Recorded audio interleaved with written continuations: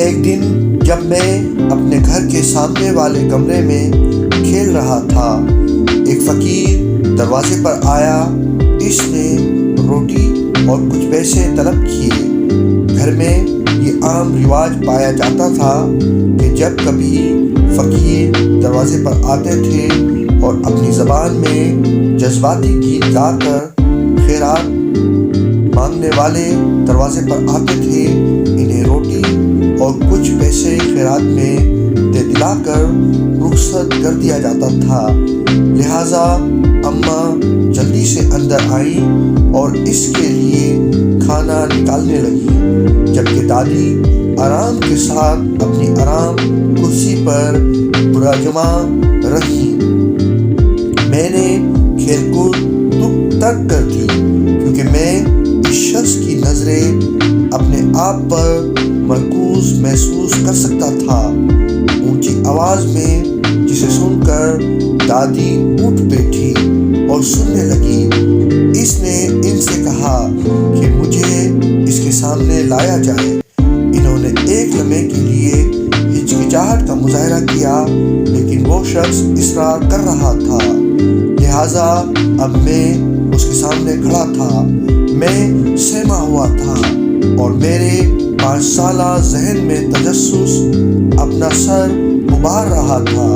اس نے یہ دعویٰ کیا کہ میں ایک عام بچہ ہرگز نہ تھا۔ میں نے اپنی آنکھیں بند کر لی اور یہ ظاہر کیا کہ میں نے اسے سنا نہ تھا۔ پہلے ڈرامائی آگ اور برفانی طوفان میری پیدائش کے موقع پر، اور اب یہ تذکرہ کہ میں ایک عام بچہ نہ تھا۔ میں حیران تھا کہ اس کے بعد وہ کیا کہنے جا رہا تھا۔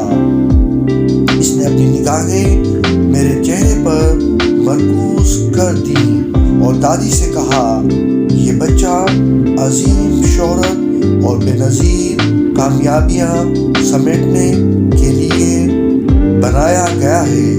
اس لڑکے کی حفاظت اور نگہداشت کریں، اسے دنیا کی نظر بد سے محفوظ رکھیں، حتیٰ کہ یہ بڑھاپے میں بھی خوبصورت ہوگا۔ اور اگر آپ اس کی حفاظت کرتے ہیں اور اسے دنیا کی نظر بد سے بچاتے ہیں، سیاہ سود کے ساتھ اسے بدنما بنائیں گے، کیونکہ اگر آپ ایسا نہیں کرتے آپ اسے جلد کھو سکتے ہیں۔ اللہ کا نور اس کے چہرے کو ہمیشہ روشن رکھے گا۔ میں نے اپنی آنکھیں کھول دیں۔ میں پرسکون ہو چکا تھا کہ اس نے کوئی بے تکی بات نہ کی تھی۔ اب میں اس کی جانب دیکھ رہا تھا اور وہ پیار بھری مسکراہٹ بکھیر رہا تھا۔ دادی نے مجھے اپنے بازوؤں میں سما لیا، اس خدشے کے زیر اثر کہ اگر انہوں نے مجھے اپنے بازوؤں میں نہ سمیٹا تو وہ مجھے کھو بیٹھیں گی۔ اماں اس شخص کے لیے جو کھانا اور اسے دینے کے لیے جو پیسے لائی تھی وہ انہیں لے کر چلتا بنا۔ اس کے چلے جانے کے بعد میں گھر سے باہر بھاگ آیا تاکہ اپنے کزنوں کے ساتھ کھیل سکوں، جو پہلے ہی سے کھیل کود میں مصروف تھے اور نہیں جانتے تھے کہ کیا رونما ہو چکا تھا۔ اور اگلے دن سے جو کچھ شروع ہوا مجھے اس کا ادراک ہے۔ دادی نے مجھے دنیا کی نظر بد سے بچانے کی ذمہ داری اپنے سر لے لی۔ انہوں نے میرے سر کی شیو کروا دی اور روزانہ جب میں نے اسکول جانے کا آغاز کیا وہ سود کے ساتھ میری پیشانی پر دھاریں یعنی لکیریں بنا دیتی تاکہ میں بدصورت دکھائی دوں۔ اماں دادی کو سمجھانے کی پوری کوشش کرتی کہ بچے کو اس قدر بدصورت نہ بنایا جائے کہ دوسرے بچے اس کا مذاق اڑائیں اور وہ احساس کمتری میں مبتلا ہو جائے۔ آغا جی بھی اپنی ضدی اور ہر دم ماں بات کو سمجھانے کی کوشش کرتے اور وہ جو کچھ کر رہی تھیں اس کا نتائج سے انہیں آگاہ کرتے رہتے، لیکن دادی نہ مانی۔ وہ میری محبت اور حفاظت کے حوالے سے اس قدر دیوانی تھی کہ انہوں نے سب کی آرا کو مسترد کر دیا۔ یہ کہنے کی ضرورت نہیں کہ ہر صبح جب میں اسکول پہنچتا تھا ایک خاص نمونہ بنا ہوا ہوتا تھا۔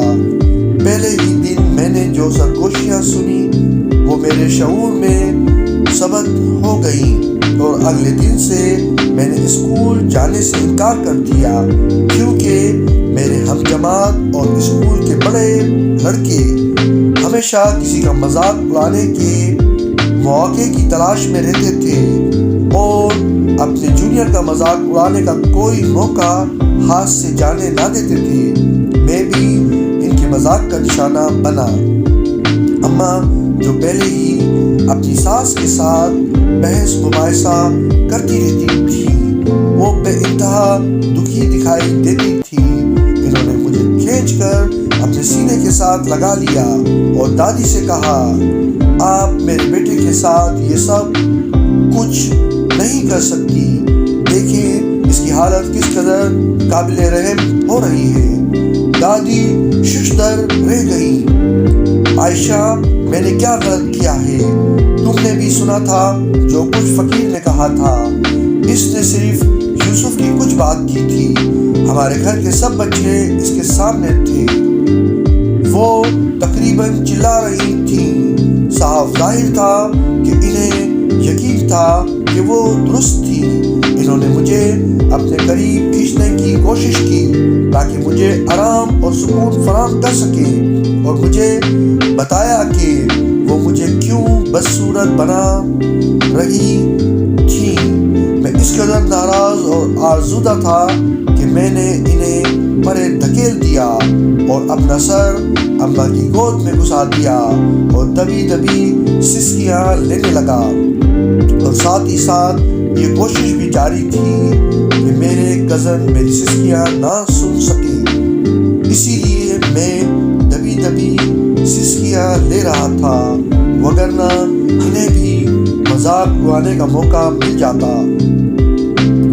پٹھان لڑکوں کو ان کے بچپن کے آغاز سے ہی باور کروا دیا جاتا تھا کہ رونا دھونا مردانگی ہرگز نہیں، حتیٰ کہ کھیل کود کے دوران جب چوٹ لگتی تھی اور ہماری گھٹنے اور ٹونیاں زخمی ہو جاتی تھیں اور ان زخموں پر دوائی لگائی جاتی تھی، ہمیں درد برداشت کرنے کی تلقین کی جاتی تھی اور کہا جاتا تھا کہ مردوں کی طرح درد کو برداشت کرو اور عورتوں کی طرح واویلا مت کرو۔ رخساروں پر بہنے والے آنسو قابل قبول تھے، لیکن بآواز بلند رونا دھونا ناقابل قبول تصور نہ کیا جاتا۔ اگرچہ اگلے دن میری پیشانی پر دھاریاں یا لکیریں کم نمایاں تھیں، لیکن روٹین میں کوئی فرق نہ پڑا تھا۔ میں اسکول میں تنہا رہ گیا تھا اور کھیل کود میں بہت کم حصہ لیتا تھا۔ میں نے خاموش رہنے کا انتخاب کیا تھا اور